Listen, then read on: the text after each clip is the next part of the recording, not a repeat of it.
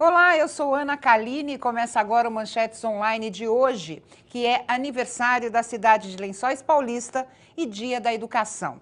E estes são os assuntos do nosso programa. Pedreiros e serventes aprendem a ler e a escrever em canteiros de obras. Aula na Universidade de São Paulo sobre racismo e QI vira alvo de protesto de estudantes negros. E professores criam rede de apoio a vítimas de violência sexual na USP. Para comentar as notícias de hoje, eu recebo o Dr. Ariel de Castro Alves, especialista em Direitos Humanos e Segurança Pública, e o deputado Raul Marcelo, líder do PSOL. Vamos à primeira notícia de hoje. Um canteiro de obras de Araraquara se transformou em escola.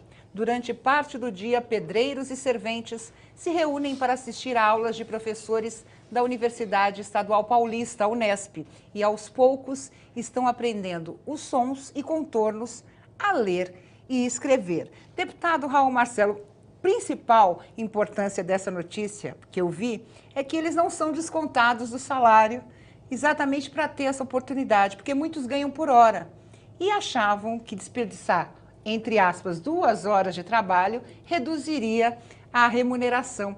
E isso o próprio consultor, o próprio empregador disse que não. O que significa isso? É dar um pouco mais de esperança a esses trabalhadores?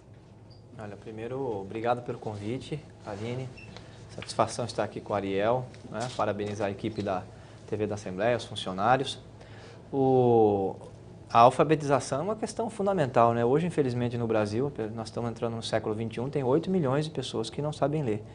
Se nós colocarmos aí na conta os analfabetos funcionais, que é a pessoa que até sabe ler uma palavra, mas não consegue compreender um texto, o número fica muito maior ainda. O que mostra uma incapacidade da sociedade brasileira, né, não só do Estado brasileiro, mas da própria sociedade, em chamar para si a responsabilidade com uma questão que é básica, né, que é a questão da leitura. Então, essa iniciativa é uma iniciativa importante, a gente precisa louvar.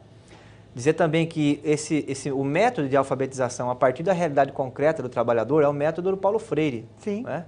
E ele começou com essas técnicas aí nos anos 50.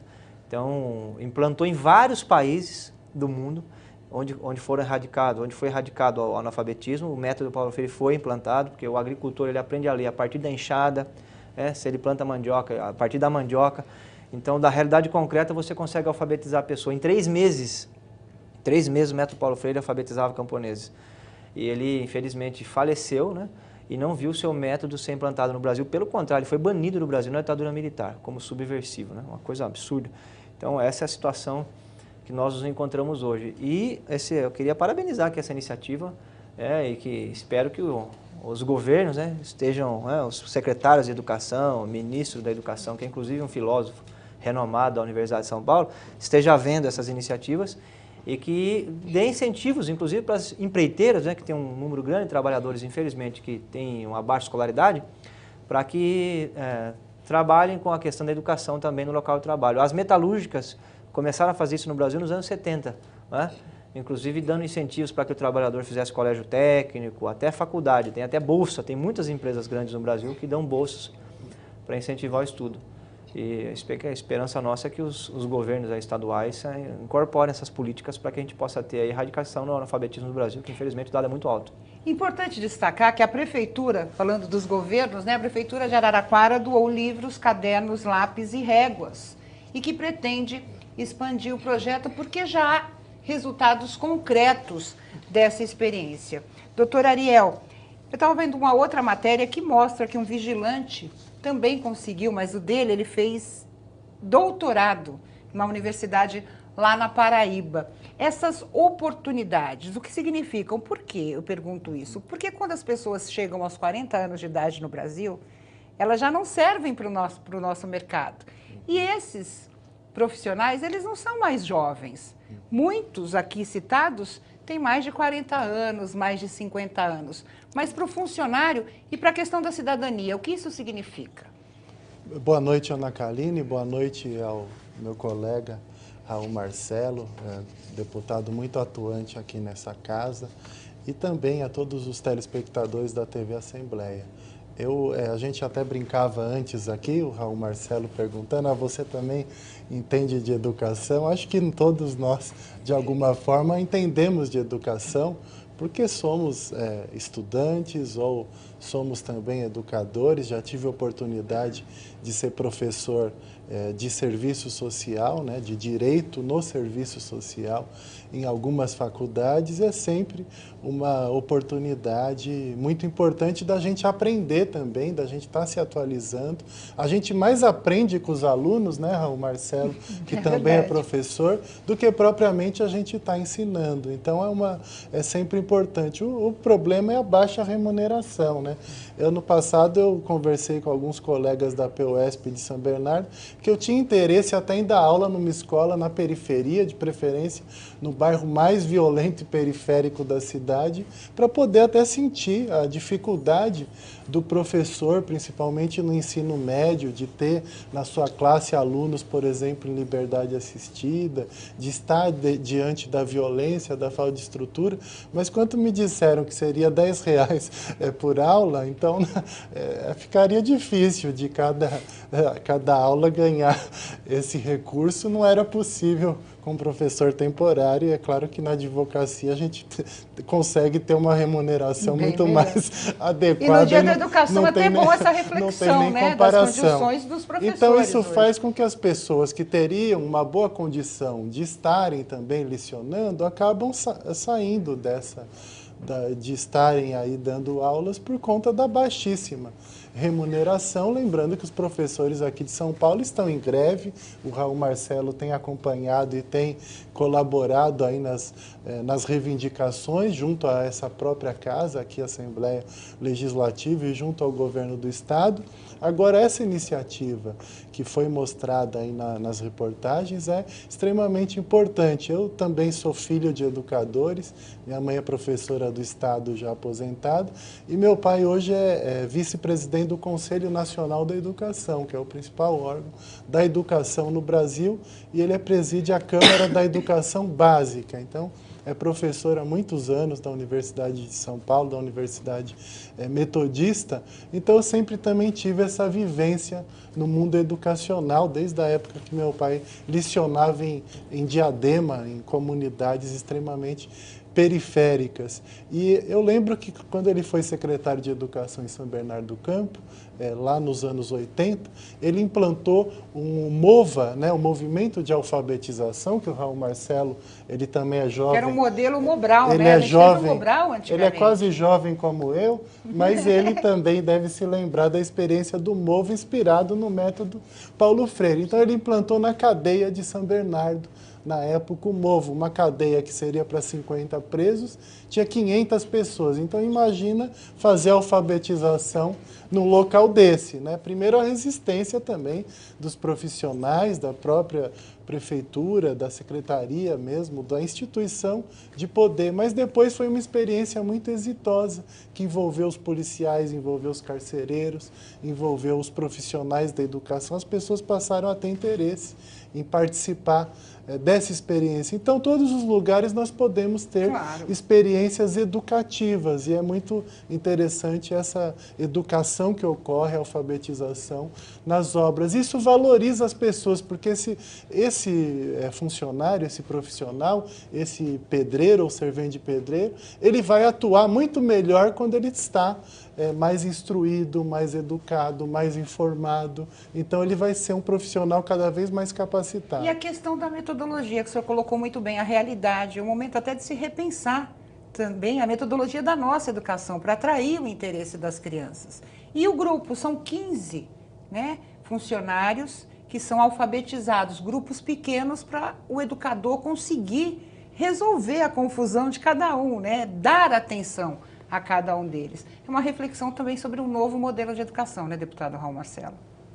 É claro que quanto um número mais reduzido de alunos, fica mais fácil do professor trabalhar, né? Hoje, o que não é a realidade do Estado de São Paulo, né? Os países desenvolvidos, todos eles trabalham com uma metodologia de salas reduzidas, 15, 20, 25 alunos no máximo, né? Distribuindo entre ensino fundamental e ensino médio. né? Porque é difícil você trabalhar numa sala com 60 alunos. Chega no final do ano, eu trabalhei na rede pública já. Chega no final do ano, termina o ano, você não conhece o nome de todas as pessoas. Porque às vezes o aluno, Kaline, ele está indo mal em uma matéria ou tá sem atenção na aula, mas não é um problema da aula em si. Aí você chama ele para conversar porque está tendo um problema em casa, né? Às vezes o pai ficou desempregado, né? Às vezes está com algum irmão com envolvimento com droga. Então você tem fatores extra-classe que influenciam demais no rendimento escolar. E o professor só tem condição de saber isso se ele tem uma sala diminuta, claro, se ele conhece os pais, né? Na França, por exemplo, o professor tem autoridade tal de, inclusive, chamar a atenção dos pais. O professor chama o pai na escola e cobra dos pais, inclusive de forma ríspida. Só que existe uma aceitação, porque tem o entendimento de que a família e a escola precisam caminhar juntas na formação da criança, né? As famílias de classe média no Brasil sabem muito bem essa situação, né? Que são os segredos ocultos da classe média no Brasil. A educação o peso educacional é muito maior na família do que na própria escola. Claro. O problema é que nós temos famílias que, a gente vai muitas vezes em reunião em periferia, que não tem nenhum livro na casa da pessoa, então não tem ninguém que cultiva o hábito de leitura e tal, e aí o Estado tem que cumprir essa função, né? Vamos passar para a nossa segunda manchete. Aula na USP sobre racismo e QI, que é consciente, né, de inteligência, consciente, vira alvo de protesto de estudantes negros. Vamos lá. Uma aula de pós-graduação do Instituto de Biologia da Universidade de São Paulo virou alvo de uma manifestação do coletivo Ocupação Preta, formado por estudantes negros e negras da instituição com o objetivo de debater o racismo no campus e defender a criação de cotas raciais na universidade. Era uma aula de inglês e o professor usou um texto que falava exatamente dessa questão, do racismo e da discriminação. O deputado Raul Marcelo, o senhor acha que essa realidade ou essa situação foi usada como forma de manifestação ou, de certa forma, o educador agiu errado ao usar esse tipo de material? Como é que fica essa celeuma? Olha, de fato, a questão do racismo, a gente tem uma dificuldade muito grande de trabalhar ela no Brasil, né? Eu vou dizer isso aqui, eu sou autor do feriado do 20 de novembro na cidade de Sorocaba. É um feriado em homenagem a um dos maiores heróis do povo brasileiro, que é Zumbi dos Palmares, que em Palmares, lá na Serra da Barriga, constituiu um embrião do que é a sociedade brasileira do futuro, né? Que é onde vivem imigrantes europeus, indígenas e afro-brasileiros em comunhão. Então, isso é o Brasil, né? E ali teve a primeira experiência de Brasil, a experiência que, infelizmente, depois o Estado brasileiro acabou que ocupando lá e matando os Zumbi dos Palmares e por aí vai. Então, existem várias cidades que é feriado, inclusive na cidade de São Paulo, né? Tem alguns estados discutindo feriado estadual. Eu sou autor de um projeto para ter feriado estadual do 20 de novembro aqui em São Paulo, porque eu estou convencido de que é muito difícil nós construirmos um país soberano se nós não tivermos um acerto de contas com a profunda discriminação racial que existe no nosso país. A história é muito dura no Brasil, são 500 anos, dos quais 350 foram de escravidão. E isso deixou marcas. Tanto é que na industrialização do país, o que fez o governo Getúlio Vargas, que foi muito importante para industrializar o país, né? Modernizou o Brasil tudo, mas ele fez uma política violenta de migração da Europa para cá, inclusive com benefícios, né? Por exemplo, o italiano chegava lá no Rio Grande do Sul, recebia 44 hectares de terra, enxada, animais e todas as ferramentas.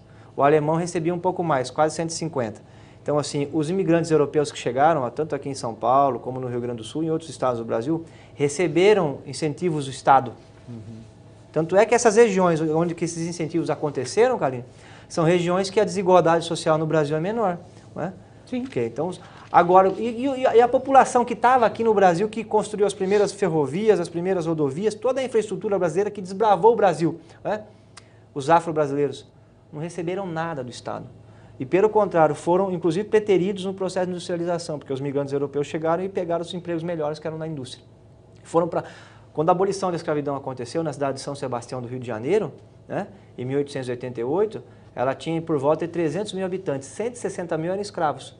Aboliu a escravidão, Ariel. Foi feita a política habitacional? Não. Não. Foi feita política educacional? Não. Não. Nenhum tipo de política social. O que foi feito foi uma reestruturação da polícia para prender. Isso foi feito. Então, na verdade, a origem da desigualdade social no Brasil, ela assenta raízes, sim, na questão racial. E é uma tristeza que a Unesp agora começou com o programa de cotas, mas a Universidade de São Paulo, que tem o primeiro pioneiro do Brasil, professor de filosofia, de sociologia, que é o Florestan Fernandes, que fez o livro a Integração do Negro na Sociedade Brasileira, é da Universidade de São Paulo. O primeiro a quebrar o mito da democracia racial no Brasil. A USP deveria ser a pioneira no Brasil nas cotas, porque entender essa realidade de discriminação racial e enfrentar ela.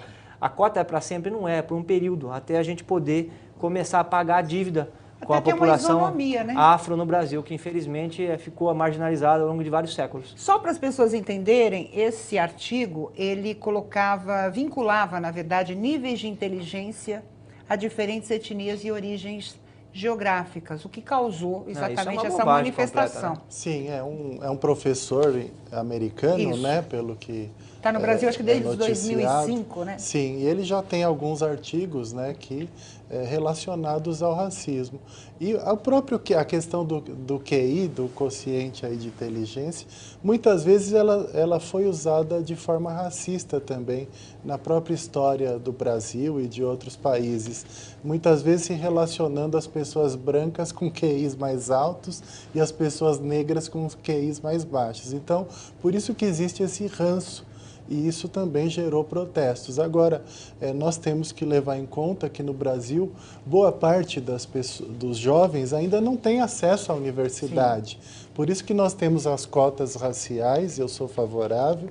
Eu acho que quando a Constituição prevê a igualdade, nós temos que buscar a igualdade na medida em que existem desigualdades. E por isso o Estado deve atuar diante de determinadas desigualdades e favorecer alguns setores para que eles possam efetivamente ter acesso a essa igualdade prevista na Constituição. Agora, as cotas poderiam também ser sociais, poderiam também ser para os alunos de escolas públicas, né, para que eles pudessem ter condições de entrar nas universidades públicas. Porque hoje, geralmente, quem tem condições de pagar a universidade acaba indo para a universidade pública, e daí não vai pagar pela universidade. Porque pagou pelo preparo em escola particular. Agora, quem não tem condições, geralmente vai para a escola particular. Apesar que nós temos aí algumas iniciativas de bolsas, como o ProUni, como o FIES, que também é um crédito educacional que tem tido vários problemas esse ano de acesso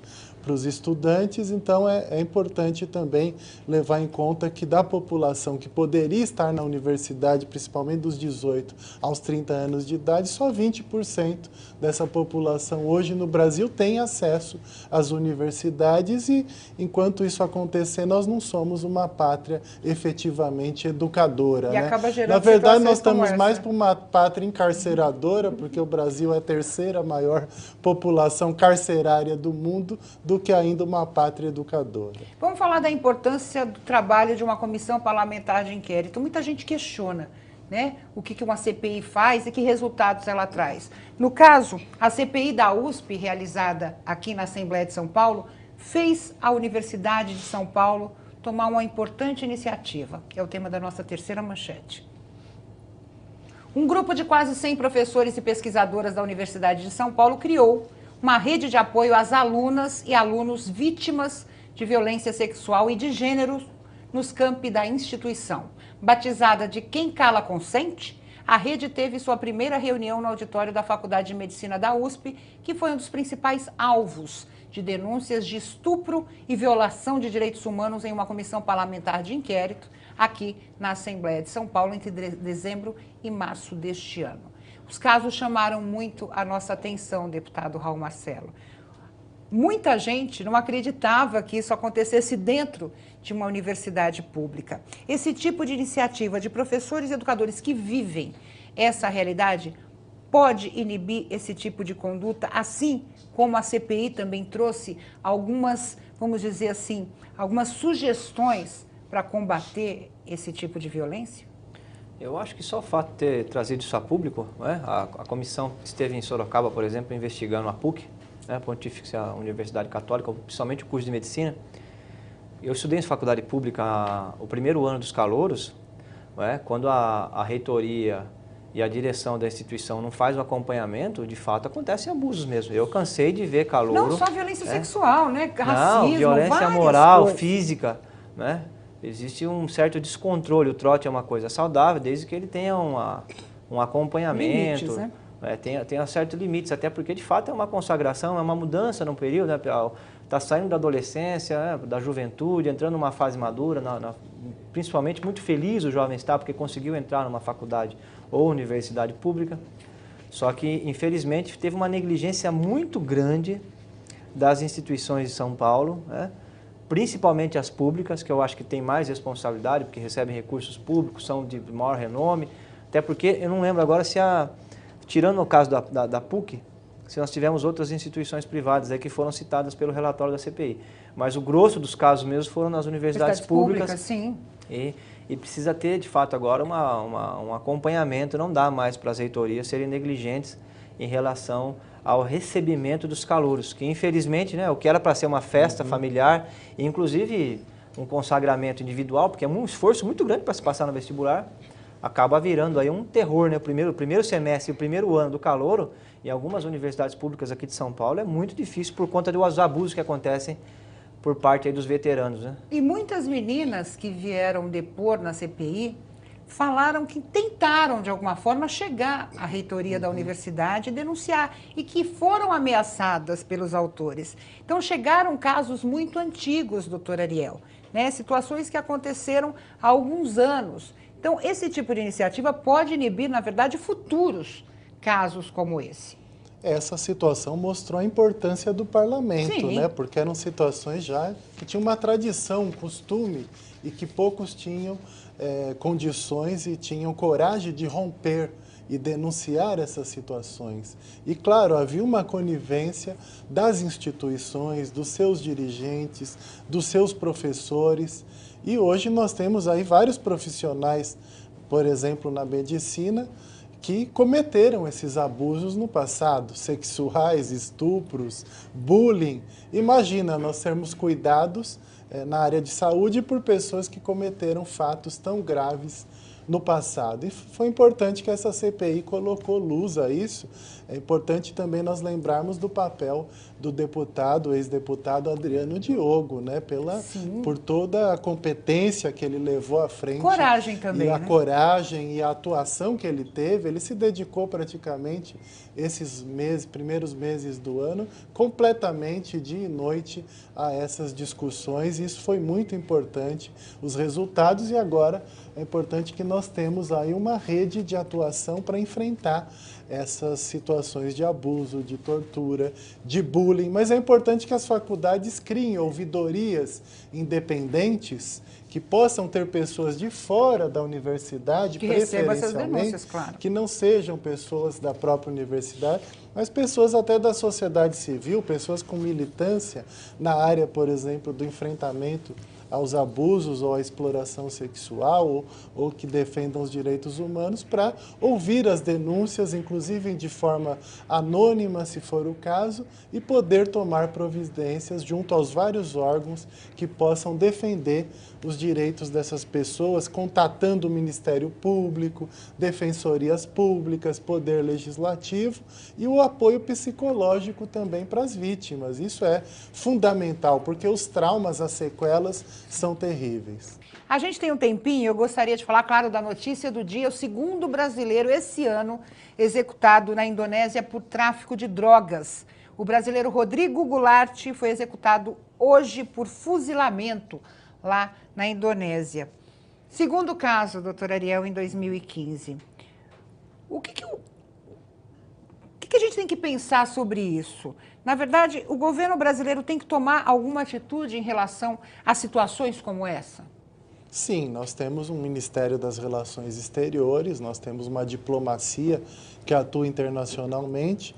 A própria presidente Dilma tem feito declarações, tanto no caso da primeira morte do Marco Asher, como agora nessa do Rodrigo Goulart. Ela tem se declarado enfaticamente contra a pena de morte, principalmente se tratando aí dos cidadãos brasileiros executados na Indonésia, Nós somos contrários, né, por atuarmos na área de direitos humanos como cidadãos, por princípios religiosos, mas também políticos e sociais, a pena de morte.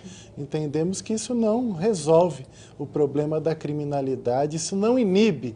A própria Folha de São Paulo, a BBC, fizeram várias matérias mostrando que a Indonésia é um dos campeões mundiais de tráfico de drogas. Isso não tem inibido a criminalidade nesse país. Os Estados Unidos, vários estados americanos, também adotam pena de morte. Vimos vários casos, até recentes, de pessoas inocentes que chegaram a ser assassinadas e depois se descobriu por exames de DNA ou porque apareceram novas testemunhas mostrando que aquelas pessoas eram inocentes. Daí não tem mais como voltar atrás, as pessoas já foram executadas. Então isso realmente é inaceitável para o mundo moderno que nós tenhamos ainda esse tipo de penalização, contraria todas as convenções internacionais da própria Organização das Nações Unidas. Entendo que nesse caso, além das medidas já tomadas, já tivemos alguns incidentes diplomáticos anteriores, a presidente deveria chamar o embaixador do Brasil lá na Indonésia de volta, rompendo as relações diplomáticas com esse país. Na verdade, algumas pessoas colocam outras situações, ou seja, muitos que fazem esse tipo de tráfico têm conhecimento da lei na Indonésia, sabem que correm o risco de serem pegos e morrer, no caso, já que a pena de morte lá existe. Como é que fica isso, então, deputado Raul Marcelo? Acontece isso, mandar de volta para o seu país, cumprir as penas brasileiras? Como deveria ser uma relação, vamos dizer assim, mais justa, no caso? Então, Kaline, eu acho que a primeira questão aí que deveria ser vista, de fato ele é traficante? Porque eu não confio no sistema jurídico de um país que tem pena de morte, não é?